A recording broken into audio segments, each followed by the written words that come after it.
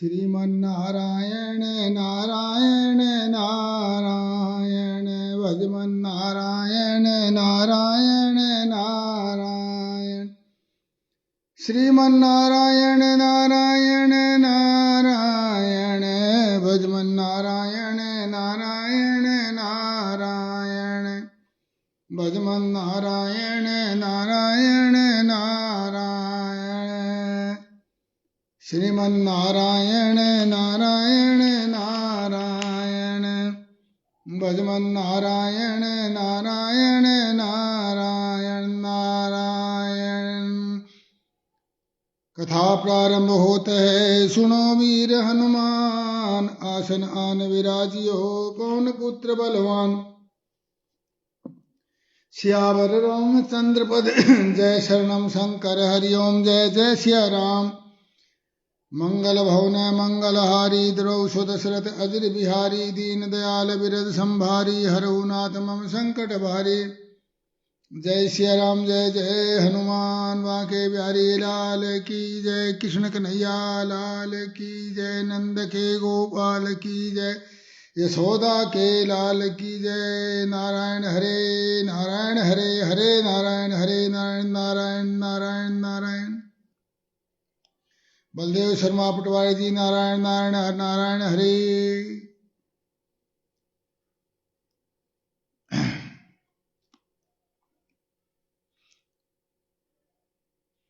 सुखदेव जी कहते हैं, परीक्षित, जब सब डाकुओं का संहार हो चुकेगा तब नगर की और देश की सारी प्रजा का हृदय पवित्रता से भर जाएगा, क्योंकि भगवान कल्कि के शरीर में लगे हुए अंगराग का स्पर्श पाकर अत्यंत पवित्र हुई वायु उनका स्पर्श करेगी और इस प्रकार वे भगवान के श्री विग्रह की दिव्य गंध प्राप्त कर सकेंगे। मोनू शर्मा जी राधे राधे। उनके पवित्र हृदयों में सत्यमूर्ति भगवान वासुदेव विराजमान होंगे। फिर उनकी संतान पहले की भांति हृष्ट और बलवान होने लगेगी। प्रजा के नयन मनोहारी हरि ही धर्म के रक्षकों स्वामी है। वही भगवान जब कल्कि के रूप में अवतार ग्रहण करेंगे उसी समय सत्ययुग प्रारंभ हो जाएगा। सत्ययुग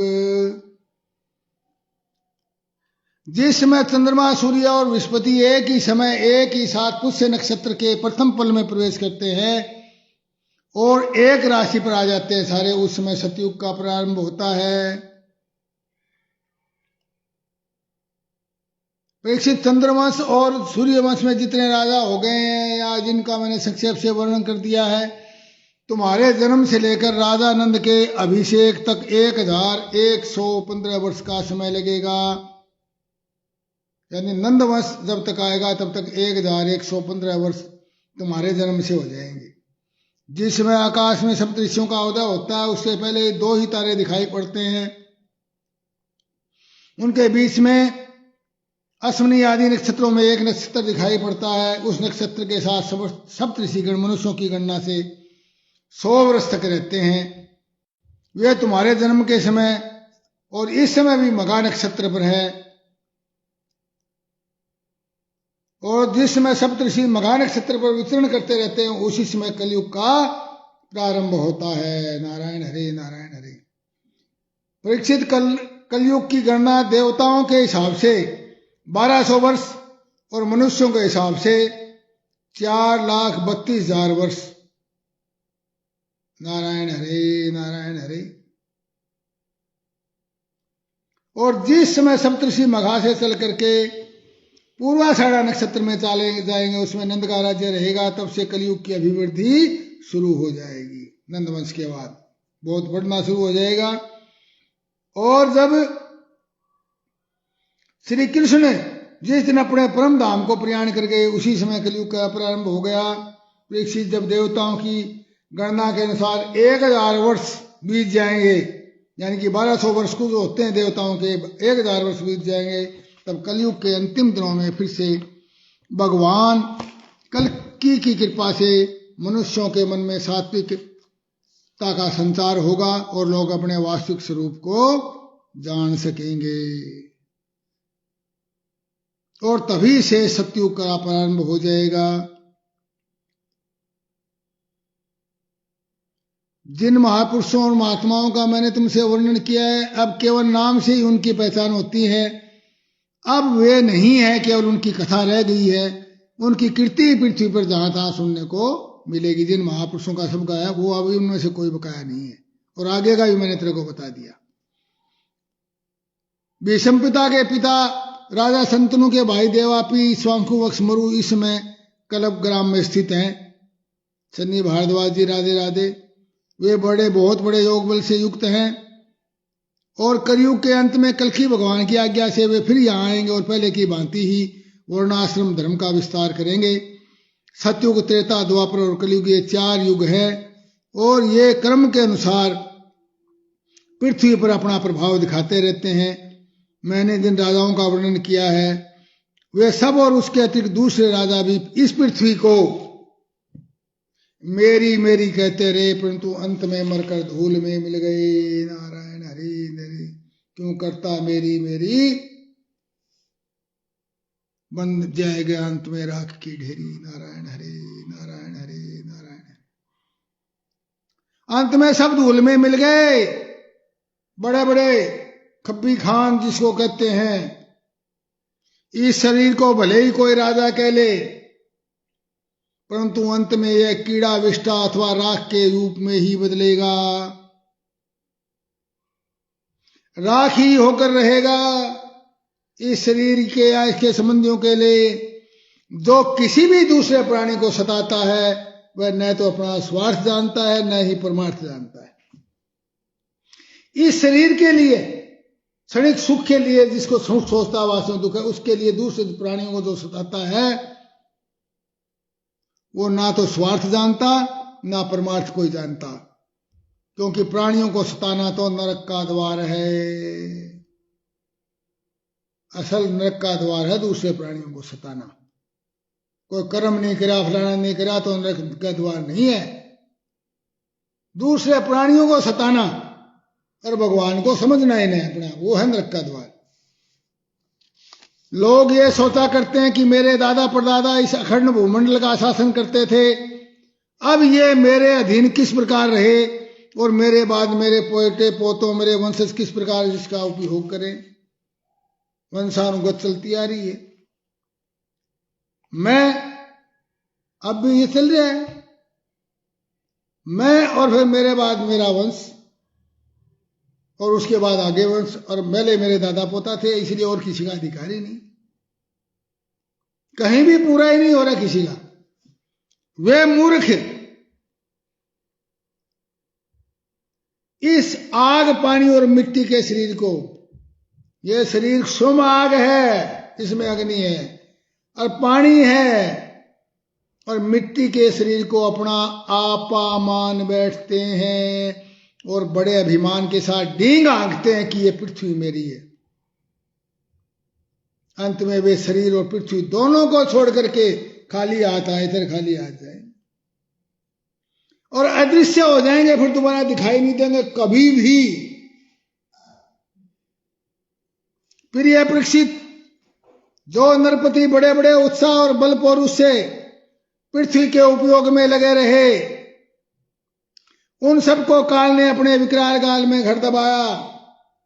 धर दबाया। अब केवल इतिहास में उनकी कहानी शेष रह गई है। केवल कहानी शेष रहेगी उन लोगों की।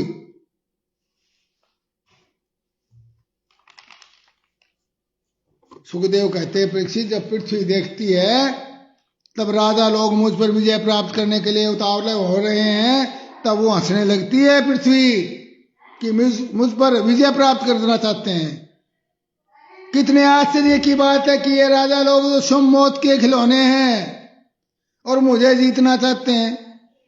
स्वयं मौत के खिलौने हैं और मुझे जीतना चाहते हैं। राजाओं से बात छिपी नहीं कि वे एक न एक दिन मर जाएंगे, फिर वो व्यर्थ में मुझे जीतने की कामना करते हैं। नारायण हरे नारायण हरे।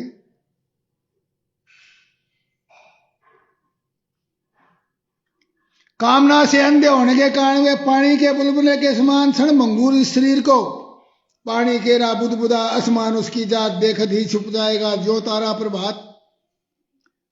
इस क्षणभंगुर शरीर को पर विश्वास कर बैठते हैं और धोखा खाते हैं। इस प्रकार धीरे धीरे क्रम से सारी पृथ्वी हमारे अधीन हो जाएगी और समुद्र भी हमारे राज्य की खाई का काम करेंगे, ऐसी आशाएं बांध लेते हैं। उन्हें यह बात बिल्कुल भी ध्यान नहीं, ज्ञात नहीं कि उनके सिर के ऊपर काल मंडरा रहा है, ईश्वर है, नारायण हरे नारायण हरे। काल तो सिर पर बैठा है। खलक चबेना काल का, कुछ मुख में कुछ गोद। संसार काल का चबेना है, भोजन है। यही तक नहीं, जब एक द्वीप उनके वश में हो जाता है तब वे दूसरे द्वीप पर विजय प्राप्त करने के लिए बड़ी शक्ति और उत्साह के साथ समुद्र यात्रा करते हैं। परीक्षित, पृथ्वी कहती है बड़े बड़े मनु और उनके वीर पुत्र मुझे ज्यों की तो छोड़कर जहां से आए थे वहीं खाली हाथ लौट गए। कुंडली दादी जी राधे राधे। और मुझे साथ नहीं ले जा सके। अब ये मूर्ख राजा मुझे युद्ध में जीतकर वश में करना चाहते हैं। एक दूसरे से स्पर्धा करते हैं, ये मेरे लिए एक दूसरे को मारते हैं और मर मिटते हैं। नारायण हरे नारायण हरे। पृथु, पुरूरवा, गाधी, नहुस, भरत, सहस्रबाहु, अर्जुन, मानधाता, सगर, राम, खटवांग, धुंधुमार, रघु, तृणबिंदु, ययाति, सरियाति, संतनु, गय, भगीरथ, कोलयासव, कुकुत्स्थ, नल, मृग, हिरण्यकशिपु, वृत्रासुर, लोकद्रोही, रावण, नमुची, संबर, भौमासुर, हिरणाक्ष, तारकासुर और बहुत से दैत्य एवं शक्तिशाली नरपति यानी राजा हो चुके। ये सब कुछ समझते थे लोग अपने आप को और सूरवीर थे। सभी ने दिग्विजय में दूसरे को हरा दिया, किंतु दूसरे लोग इन्हें जीत भी नहीं सके, परंतु फिर भी वो मृत्यु के ग्रास बन गए। अजय रहने के बावजूद भी मृत्यु उनकी हो गई।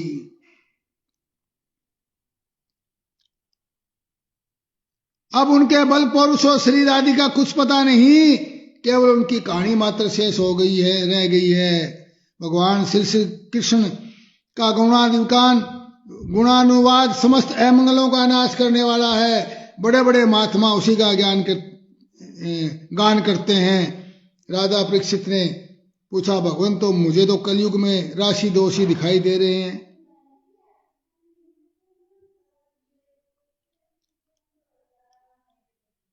आप मुझे सर्वशक्तिमान भगवान के काल रूप का भी वर्णन कीजिए। सुखदेव जी कहते हैं, परीक्षित, सतयुग धर्म के 4 चरण होते हैं सतयुग में। कौन कौन से? सत्य, दया, तप और दान। ये पहले भी कई बार आया है, अब ये बिल्कुल इसका निष्कर्ष चल रहा है। तो सतयुग में धर्म के 4 चरण होते हैं, सत्य, दया, तप और दान। उसमें लोग पूरी निष्ठा के साथ अपने धर्मों का पालन करते हैं, अपने अपने धर्म का, वर्ण धर्मों का। और धर्म स्वयं भगवान का ही नाम धर्म है, उनका स्वरूप।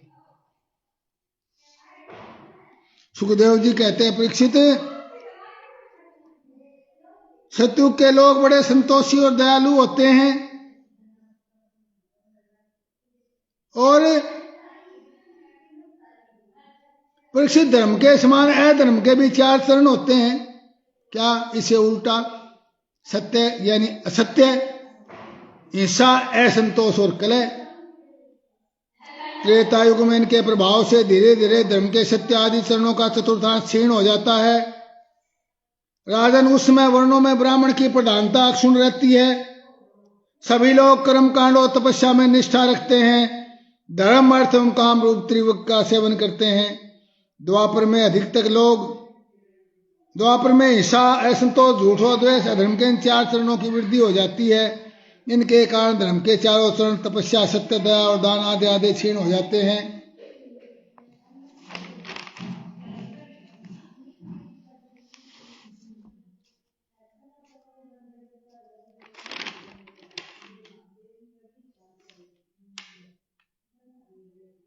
लोगों के कुटुंब बड़े बड़े होते हैं, प्राय लोग धनाढ्य होते हैं।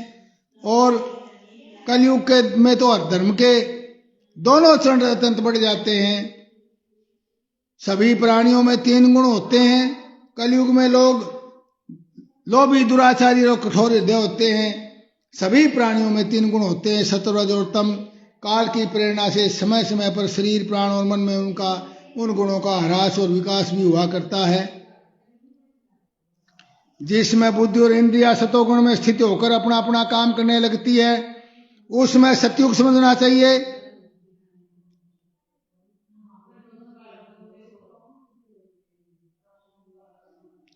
और जब लोग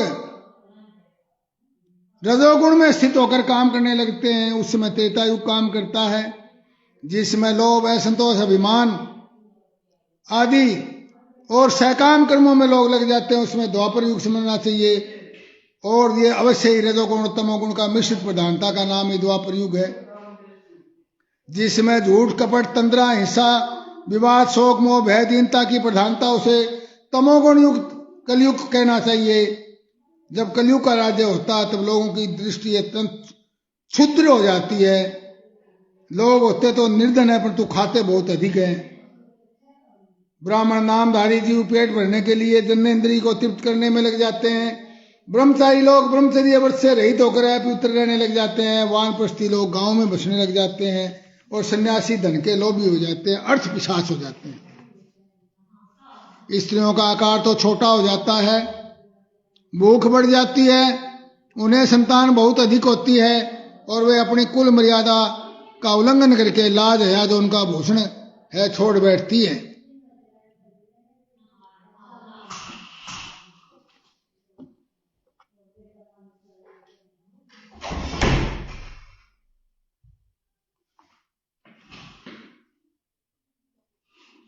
नारायण हरे नारायण हरे।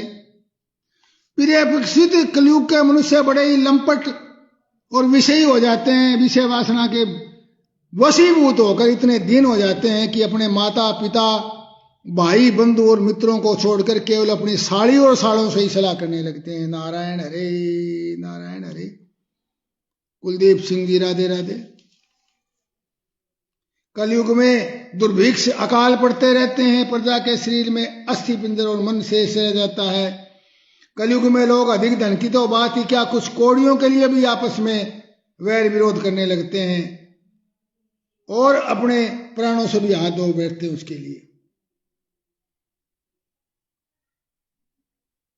पुत्र अपने बूढ़े माँ बाप की रक्षा पालन पोषण नहीं करते, उनकी उपेक्षा कर देते हैं। पिता अपने निपुण से निपुण सब कामों में योग्य पुत्रों की परवाह नहीं करते। विकसित कलयुग के अनेकों दोष है। कुल वस्तुएं दूषित हो जाती है, स्थानों में भी दोष की प्रधानता हो जाती है। सब दोषों का मूल स्रोत तो अंतःकरण है। जब भगवान पुरुषोत्तम हृदय में आप विराजते हैं तब उनकी सन्निधि मात्र से ही सबके सब दोष नष्ट हो जाते हैं। कलयुग में जैसे सोने के साथ संयुक्त होकर अग्नि उसकी मलिनता को नष्ट कर देती है, तपा हुआ सोना उससे भी ज्यादा शुद्ध होता है। प्रेषित विद्या तपस्या प्राणायाम समस्त प्राणियों के प्रति मित्र भाव तीर्थ स्नान व्रत दान जप आदि किसी भी साधन से मनुष्य के अंतःकरण की वैसी वास्तविक शुद्धि नहीं होती जैसी शुद्धि भगवान पुरुषोत्तम के हृदय में होती है। परीक्षित अब 7वां दिन हो रहा है, 7 दिन हो लिए हैं और सुखदेव जी कहते हैं परीक्षित अब तुम्हारी मृत्यु का समय निकट आ गया है। सुनील कायल जी राधे राधे। अब सावधान हो जाओ, पूरी शक्ति से अपने अंतःकरण की सारी वृत्तियों से भगवान श्री कृष्ण को अपने हृदय सिंहासन पर बिठा लो। अब ये सूत्र है, जब मृत्यु आदमी की नजदीक आती है, लगता कि मेरी मृत्यु है, तो क्या करना चाहिए? परम ऐश्वर्यशाली भगवान का श्री कृष्ण को अपने हृदय सिंहासन पर बिठा लीजिए। नारायण हरे नारायण। ऐसा करने से तुम्हें अवश्य ही परम गति की प्राप्ति होगी। नारायण हरे नारायण हरे नारायण। संजय शर्मा जी राधे राधे। जो लोग मृत्यु के निकट पहुंच रहे हैं उन्हें सब प्रकार से परम ऐश्वर्यशाली भगवान का ध्यान करना चाहिए। वैसे तो किसी को पता नहीं होता कि मृत्यु कब हो जाए, परंतु यह तो स्पष्ट है कि जो आदमी वृद्ध हो चला है उसका तो समय थोड़ा ही रह गया, ये तो स्पष्ट है, क्योंकि बहुत बीत चुका। तो उसको तो पता है कि मेरी मृत्यु नजदीक है। तो जिस आदमी जो कहने का भावार्थ क्या है, जो लोग मृत्यु के निकट पहुंच रहे हैं इस यात्रा में, वृद्धावस्था के बाद मृत्यु ही है, उन्हें सब उनको क्या करना चाहिए, बुढ़ापे में आकर के अपने सब प्रकार से परम ऐश्वर्यशाली भगवान का ही ध्यान करना चाहिए। बुढ़ापे में आगे आने के बाद हाय हाय फलाना काम और कर लूं, फलाना काम और कर लूं, फलाना हाय पोता का मुंह देख लूं, पड़पोता सड़पोता, फिर क्या मर के पड़ी लाई जी की भाई। क्या मोक्ष प्राप्त करने के लिए ये जरूरी है क्या? या क्या नरक योनि से बचने के लिए ये तरीका है? या निम्न योनियों में जाने का बचने का रास्ता है क्या? उसका रास्ता है भगवान का ही ध्यान। इसलिए बुढ़ापे में आगे कम से कम जवानी में और आपने सारा जीवन निकाल दिया इन वासनाओं कामनाओं में, कम से कम बुढ़ापे में आगे तो उस भगवान को याद कर लो ताकि आगे दुख नहीं पड़ा पड़े। भगवान का ही ध्यान करना चाहिए क्योंकि वो ही परमेश्वरीयशाली हैं। प्यारे परीक्षित, सबके आश्रय सर्वात्मा भगवान का ध्यान करने वाले को भगवान अपने स्वरूप में लीन कर लेते हैं। नारायण हरि नारायण हरि। तो भगवान में अपने आप को लीन करना ही अपने जीवन का उद्देश्य होना चाहिए। जो सब चीजों को भोग चुके और जिनकी तृप्ति हो नहीं रही, अपने उसे अपना स्वरूप बना लेना चाहिए, भगवान के स्वरूप को ही अपना स्वरूप। परीक्षित, जो तो कलयुग दोषों का खजाना है, परंतु इसमें एक बहुत बड़ा गुण है कि कलयुग में केवल भगवान श्री कृष्ण का संकीर्तन मात्र ही करने से सबकी आसक्तियां छूट जाती हैं। नारायण हरे नारायण। दूसरे युगों में बड़ी कठिन तपस्या, तप, दान, अनुष्ठान करने पड़ते हैं तो भी भगवान शायद प्राप्त ना हो, परंतु कलयुग में तो केवल भगवान श्री कृष्ण का संकीर्तन मात्र करने से ही सारी आसक्तियां छूट जाती हैं। वासुदेव सर्वम वासुदेव सर्वम। हे कृष्ण गोविंद हरे मुरारे, हे नाथ नारायण वासुदेव। कृष्णाय गोविंदाय हरे परमात्मने प्रणत क्लेशनाशाय गोविंदाय नमो नमः। कृष्णाय वासुदेवाय हरे परमात्मने प्रणत क्लेशनाशाय गोविंदाय नमो नमः। और सारी आसक्तियां छूट जाती है और परमात्मा तत्व की प्राप्ति हो जाती है, परमात्मा आत्मा की प्राप्ति हो जाती है। सतयुग में भगवान का ध्यान करने से, त्रेता में बड़े बड़े यज्ञों के द्वारा उनकी आराधना करने से और द्वापर में विधि पूर्वक उनकी पूजा सेवा करने से जो फल मिलता है वह कलयुग में केवल भगवान नाम का संकीर्तन करने से प्राप्त हो जाता है।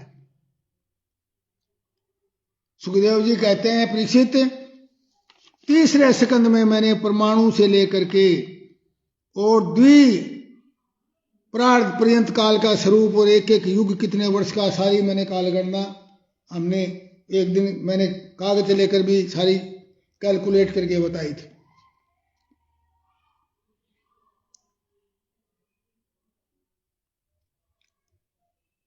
परीक्षित, कल्प के अंत में कल्प सृष्टि यानी ब्रह्मा जी की एक दिन, हर दिन में नई सृष्टि, हर रात में प्रलय, उसके बाद प्रलय होती है। और जब प्रलय होती है ब्रह्मा की रात, उसको प्रलय बोलते हैं, इसका नाम नैमित्तिक प्रलय है। इस प्रलय के अवसर पर सारे विश्व को अपने अंदर समेट कर लीन करके ब्रह्मा जी सो जाते हैं रात को, और उतने ही समय जितने एक कल्प का दिन, एक कल्प की रात्रि।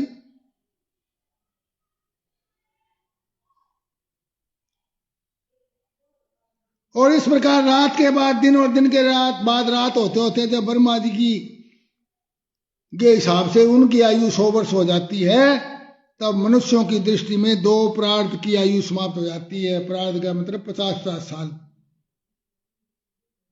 उत्तरार्ध और पूर्वार्ध, पूर्वार्ध और उत्तरार्ध। तो ब्रह्मा जी की आयु भी जब 100 साल हो जाती है ब्रह्मा जी के हिसाब से, मैंने बताया कितने नील वर्ष का ब्रह्मा जी की आयु, अरब खरब नील। तो उस समय जो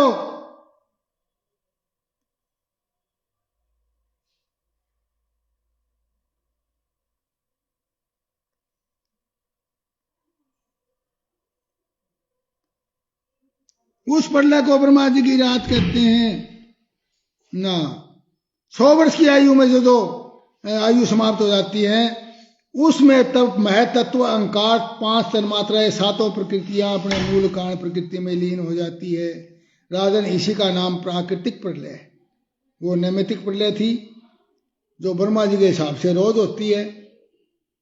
हमारे तो बहुत साल है, हमारे तो 100 चतुर्युगी और ब्रह्मा जी का 1 दिन यानी 1 कल्प। और ब्रह्मा जी के 100 साल, 1 दिन के 360 साल का 1 वर्ष उनका, और उसके 100 वर्ष यानी 36,000 दिन ब्रह्मा जी के, यानी 1000 चतुर्युगी 36,000 बार। तब जो प्रलय आती है उसको बोलते हैं प्राकृतिक प्रलय। इस प्रलय का कारण उपस्थित होने पर पंचभूतों के मिश्रण से बना हुआ ब्रह्मांड अपना स्थूल सूप छोड़ करके कारण में, तो इसमें वो ब्रह्मा जी की भी आयु समाप्त हो जाती है। शुभम भारद्वाज जी, राधे राधे। परीक्षित प्रलय का समय आने पर 100 वर्ष तक मेघ पृथ्वी पर वर्षा नहीं करते।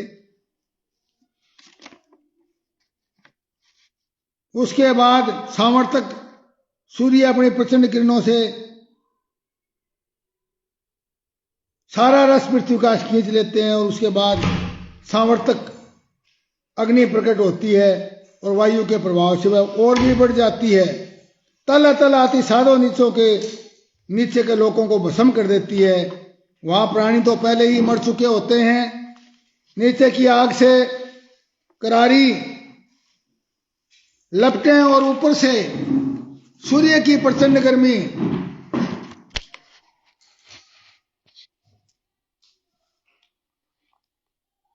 श्रीमती संतोष भारद्वाज जी का कथा में स्वागत है। आज कई दिनों पश्चात कथा में उपस्थिति हुई है।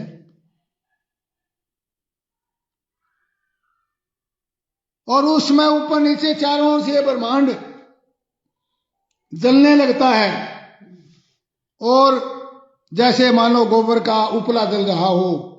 उस समय सारा आकाश धुएं धूल से भरा रहता है। सैकड़ों वर्षों तक आग चलती रहती है। फिर उसके बाद भयंकर बादल आकाश में आते हैं। सामर्थक वर्ष जो वो बादल होते हैं, सैकड़ों वर्षों तक फिर वर्षा करते हैं। सैकड़ों साल तो बरसते नहीं, फिर सैकड़ों साल वर्षा करते हैं। इतनी वर्षा करते हैं कि सब कुछ जलमग्न हो जाता है। इस प्रकार जब सारा समुद्र ही बन जाता है चारों, इस प्रकार जब जल प्रलय हो जाता है, तब जल पृथ्वी के विशेष गुण गंध को ग्रस लेता है, और पृथ्वी भी जल में ही हो जाएगी, पानी बन जाएगा सारी पृथ्वी। और जब गंध गुण में जल में लीन हो जाएगी तो पृथ्वी का प्रलय हो जाएगा। पृथ्वी नहीं बचेगी, फिर समाप्त हो जाएगी, जल में घुल जाएगी, और पृथ्वी भी जल रूप बन जाती है। उसके बाद जल के गुण को रस के तेज तो ग्रस लेता है, और जल निरस होकर के तेज में समा जाता है।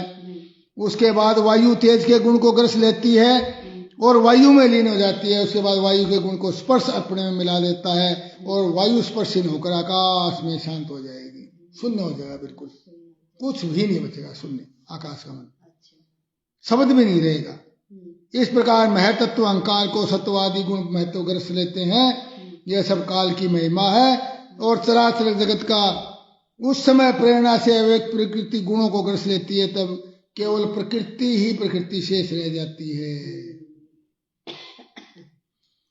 उस समय प्रकृति में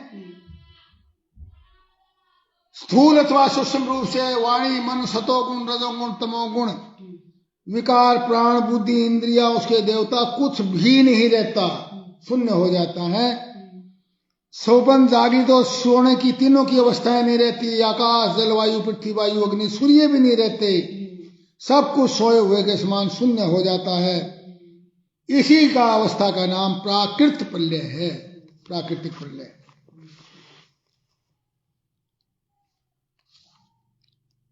जैसे दीपक, नेत्र और रूप ये तीनों तेज से भिन्न नहीं, वैसे ही बुद्धि, इंद्रिया और इसके विषय तन्मात्राएं भी इनसे भिन्न नहीं।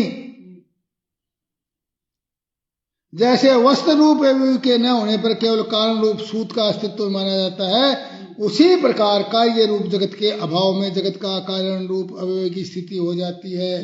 कारण कार्य ना स्थिति, ना पुरुष रहता ना प्रकृति रहती। इसमें संदेह नहीं किया। प्रपंच रूप विकार स्वप्नादि विकार के समान ही प्रतीत होता है। परंतु इतना तो सर्वथा निश्चित है कि परमार्थ सत्य वस्तु में विभिन्नता नहीं है, अनेक प्रकार नहीं है।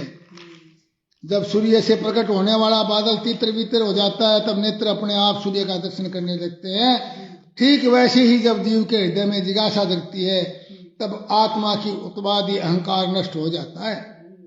ये शत्रुदमन तत्वदर्शी लोग कहते हैं कि ब्रह्मा से लेकर तिनके तक जितने प्राणी हैं या पदार्थ है सभी हर समय पैदा होते और मरते रहते हैं। ब्रह्मा जी भी मरते हैं, 100 साल उनकी उम्र होती है जब, और नित्य रूप से उनकी उत्पत्ति और प्रलय होते रहते हैं। संसार के परिणामी पदार्थ नदी प्रवाह दीप शिखा आदि क्षण क्षण बदलते रहते हैं।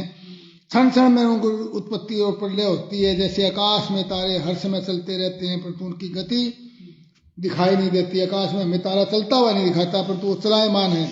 वैसे ही भगवान के स्वरूप भूत अनादि अनंत काल के कारण और प्राणियों के प्रति क्षण होने वाली उत्पत्ति और प्रलय का भी पता नहीं चलता।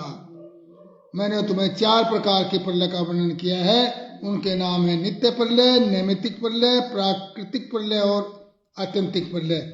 वास्तव में काल की गति सूक्ष्म गति ऐसी ही है। विश्व विधाता भगवान नारायण ही समस्त प्राणियों के आश्रय हैं। मैंने सब कुछ संक्षेप से कहा, वह सब उनकी लीला कथा है। उनकी लीला कथाओं का पूर्ण वर्णन तो स्वयं ब्रह्मा जी भी नहीं कर सकते। सुखदेव जी कहते हैं जो लोग इस संसार सागर से पार जाना चाहते हैं, अनेक प्रकार के दावानल से दग्ध हो रहे हैं, उनके लिए पुरुषोत्तम भगवान की लीला कथा रूप के सेवन व्यतीत और कोई साधन नहीं। भगवान की लीला कथा ही एक साधन है। कोई पूजा पाठ जब तब काम नहीं करेगा, भगवान की लीला कथा काम करेगी।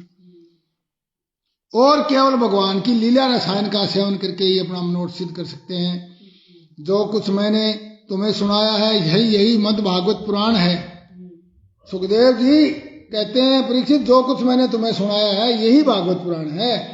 और इसी को सबसे पहले इसे सनातन ऋषि नर नारायण ने सबसे पहले नारद जी को सुनाया था। उन्होंने मेरे पिता महर्षि कृष्णदेव पायन यानी वेदव्यास जी को सुनाया था। सुखदेव जी के पिता वेदव्यास जी महाराज उन्हीं बद्री वन बिहारी भगवान श्री कृष्णदेव पायन से यानी वेदव्यास जी से प्रसन्न होकर अपने पुत्र, क्योंकि मेरे पिता है वेदव्यास जी सुखदेव जी, तो मुझे इस वेद तुल्य भगवत संहिता का उन्होंने उपदेश दिया। और आगे चलकर जब शौनक आदि ऋषि नैमिषारण्य में पूछे सत्र करेंगे तब उनके प्रश्न का उत्तर करने पर सूत जी भी उसी संहिता का वर्णन सुनाएंगे। शौनक आदि को उन्होंने सुनाया, आगे सूत जी भी उन्हीं से सुनेंगे। इस प्रकार श्रवण कराएंगे। कथा समापत होत है सुनो वीर हनुमान, कथा हमारे वैकुंठ में आप करो विश्राम। सियावर रामचंद्र पद जय शरणम। शंकर हरि ओम जय जय सिया राम। मंगल भवन अमंगल हारी, द्रवौ दशरथ अजिर बिहारी। दीन दयाल विरद संभारी, हरहु नाथ मम संकट भारी। जय सिया राम जय जय सिया राम, जय सिया राम जय जय हनुमान। बांके बिहारी लाल की जय, कृष्ण कन्हैया लाल की जय। हमारे बड़े भाई साहब मनोहर लाल शर्मा जी, राधे राधे। नारायण हरे नारायण हरे नारायण हरे। वासुदेव सर्वम भगवान का संकीर्तन ही कलयुग में, कलयुग केवल नाम आधारा। सुमर सुमर नर उतरे पारा। भगवान का कीर्तन से ही पार उतर सकते हैं। यही एक रास्ता है, सबसे सरल है। ना कोई पाखंड है, ना कोई अनुष्ठान है, ना कोई भेद है, ना कोई कठिनता है। सरलता से सरलता। नारायण हरे नारायण हरे।